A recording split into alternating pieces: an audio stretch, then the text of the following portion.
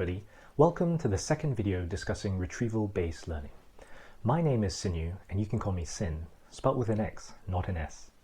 I'm a PhD student at the University of Oxford studying neuroscience, and I'm also a doctor training to be a neurologist in the United Kingdom. I discuss all things brain science related on my channel, and please do check out my intro video to find out more information. In the first video on this topic, I discussed a powerful way to improve your memory and your learning called retrieval-based learning. Do check that out if you haven't seen it. For a brief recap, however, retrieval-based learning refers to an approach whereby you will learn a topic and remember it much better if you have to actively retrieve the information from your brain when revising.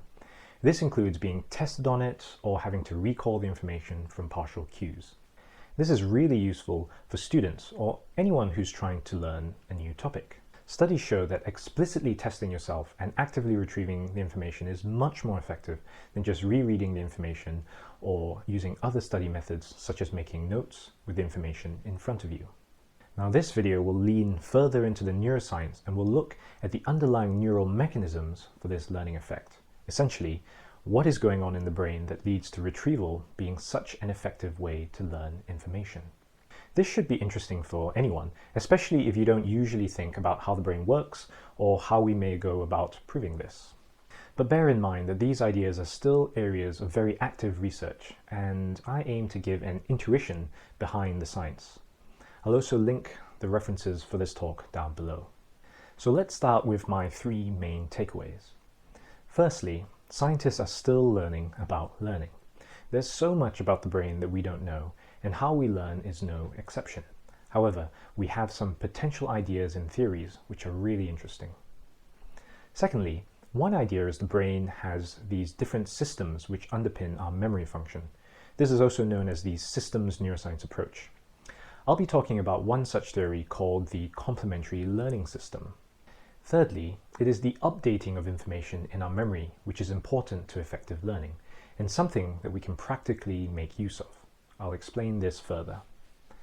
Understanding how retrieval-based learning works in the brain boils down to understanding how we consolidate information in our memory. If you remember, in the first video I showed this diagram. This is a general schematic of the memory process. So, when you read information, you encode it into your memory. This information will be maintained and hopefully consolidated so you can retrieve it later. Evidence suggests that a lot of learning occurs when we retrieve information rather than just try to encode the same information again. Now, the bit I glossed over during the last video was this middle part, where your brain consolidates information and stores it securely and accurately for later use. How the brain does this is a major question in cognitive neuroscience. Now, we don't know the exact answer, but many labs around the world are working on this very question. As a result, we have theories of the neural mechanism behind consolidation and do experiments to try to find evidence to support these theories. One popular idea is based on a computational model called the Complementary Learning System. Let me try to give you an intuition for this model. According to the Complementary Learning System, there are different memory systems which perform different functions and are located in different parts of the brain. Specifically, there is one system that can learn and hold information relatively quickly and focuses on rapidly encoding information from our recent memory. This system is thought to be located in the hippocampus, which is considered an important memory organ within the brain. Anatomically, it sits near the middle of the brain within the temporal lobes, which are located just inside your temples, hence the name. The hippocampus is a complex brain organ, so much so that there is an entire scientific journal named after it and focuses on investigating how it works. Functionally, we believe the hippocampus sits at the top of a hierarchy of many brain areas, and it can integrate information from all over the brain to create a clear memory of a moment or an episode in our lives. So the hippocampus can take visual information, the sounds, the smells of a recent event to create a memory of that event. For the purposes of the talk, remember that this hippocampal system is thought to encode information in recent memory relatively quickly and is strongly affected by the context it receives the information in. The second system involved is the neocortex, which is a thin layer of brain tissue that lies over most of the brain.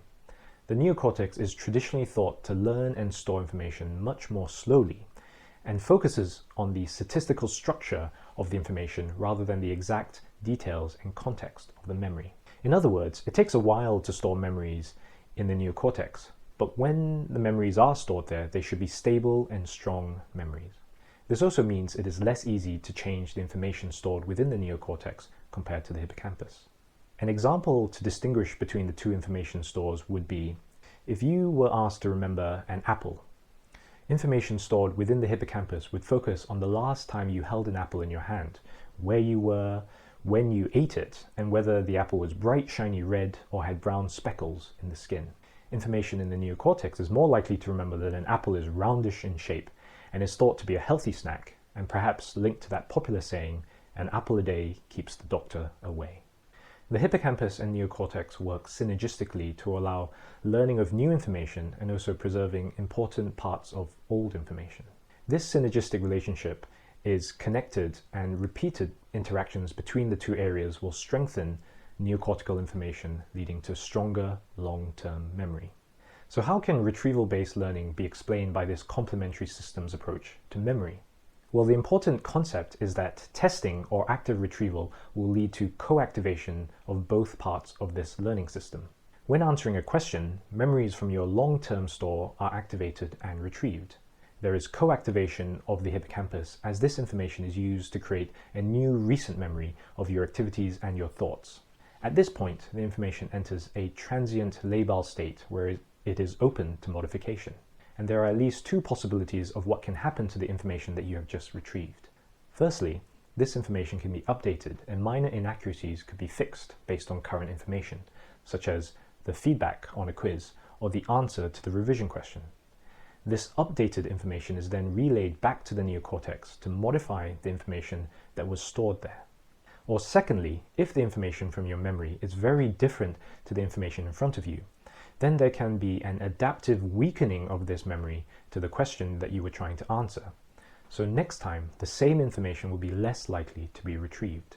This is essentially telling the brain that this information is wrong and can be forgotten, or perhaps remembered in a very different way. So how does this compare to restudy, where you simply reread information? Well, following the systems approach to learning, rereading will lead to hippocampal activity as you encode the information rapidly into your brain. This may later be transferred to the neocortex to strengthen your long-term memory. However, there is no obvious immediate interaction between the two systems and no guarantee whether this will occur or how strongly it will occur.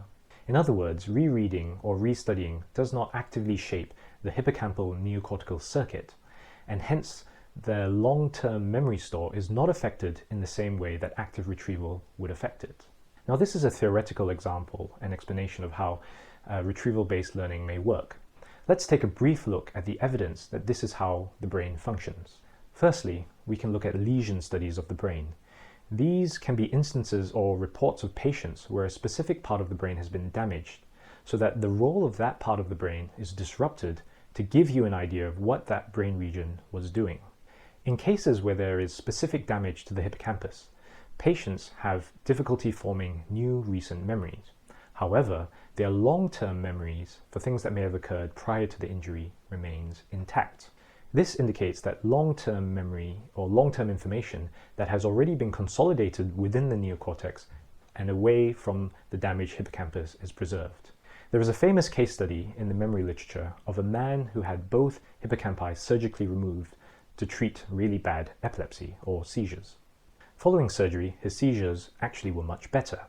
However, he had immense difficulty creating new memories of his experiences, but still had fairly good memory for long-term events of his childhood or previously known facts. Now, I'm sure I'll do another video discussing him at some point because he's really quite fascinating. And also, please note that this type of surgery to remove both hippocampi is no longer done to treat bad epilepsy due to the very effects on memory. Therefore, brain lesion studies do support this complementary system of learning. However, there are also many reasons why lesion studies alone cannot prove such theories. One is the fact that brain lesions rarely just affect one discrete area of the brain, and this leads to confounding effects. Also, when one part of the brain is injured, often another part of the brain will adapt to perform some functions of that damaged part. The next line of evidence comes from functional imaging studies that look at which part of the brain is active and what other areas that part of the brain is strongly connected to when a person performs active retrieval compared to just restudying information. One study has shown activity in the hippocampus and increased connectivity between the hippocampus and a region of the neocortex called the ventromedial prefrontal cortex during retrieval practice. This part of the neocortex sits in the front of the brain. Importantly, this connectivity pattern was not seen with simple restudy of the information. This points to evidence for a hippocampal neocortex circuit for learning, and it also suggests that the medial prefrontal cortex is an important part of the neocortex for long-term memory representation. In fact, a paper that was recently published in 2020 in eLife, a popular science journal, also implicates the medial prefrontal cortex in retrieval learning. But interestingly, this study found less contribution of the hippocampus. Now, this is just an example that this area of research is still very active. Okay, so I've introduced a fair bit of memory neuroscience today, so I'm going to stop there. Practically, however, we can take advantage of the understanding that our brain may have these separate systems for memory and learning by making sure that we engage both complementary systems through retrieval learning rather than just engaging one system through restudy. In addition, we should also try to provide feedback to the brain whenever we do practice retrieval learning so that we can update our brain with the most accurate information possible and hence maximize our learning efforts and our time. So I'll just recap my top 3 takeaways. Firstly, we are still finding out more about learning and how retrieval-based learning works. Secondly, one theory of learning proposes that we have different systems of memory in the brain that work together, and we can apply this framework practically. And lastly, updating of information in our memory is an important part of active retrieval, which is important for effective learning. Now, there is so much more to discuss, including the distinction between episodic and semantic memory, and how sleep leads to better memory through replay of brain activity. If you're interested, please do comment down below, and perhaps that topic could be the next video. Also, as I mentioned, this is ongoing research with lots of complexities. I certainly don't understand everything, and if you think I've gotten anything wrong or believe strongly in another theory, I would love to hear about it. As always, subscribe down below to learn more about brain science with me. Thank you.